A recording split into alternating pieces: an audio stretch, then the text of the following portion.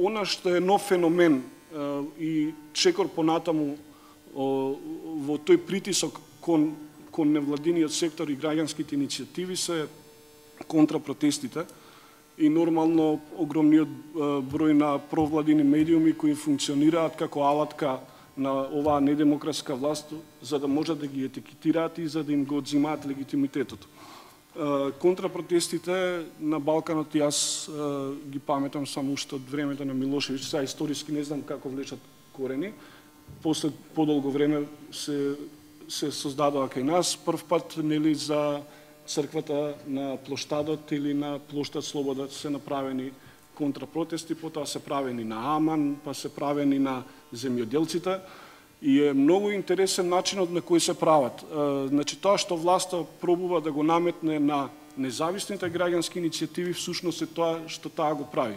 Ги носи луѓето собрани во партискиот штаб, ги истовара, тоа беше снимено на еден од малкуте критички медиуми и критички портали, ги истовара пред собрание кога земјоделците има протест, ги прозиваат со име и со презиме да видиме кој е тука, потоа им дела сендвичи и го прават тој контрапротест.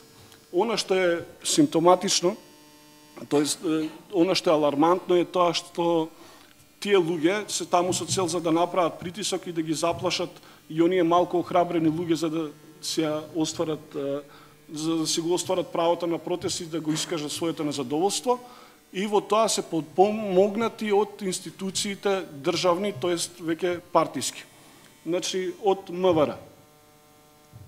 МВР, место да го спречи конфликтот, многу често дозволува да тоа биде на некоја блиска граница, каде што има некаков контакт, каде што има каменувања, каде што бевме сведоци во општина Центар, како МВР дозволи да овие сендвич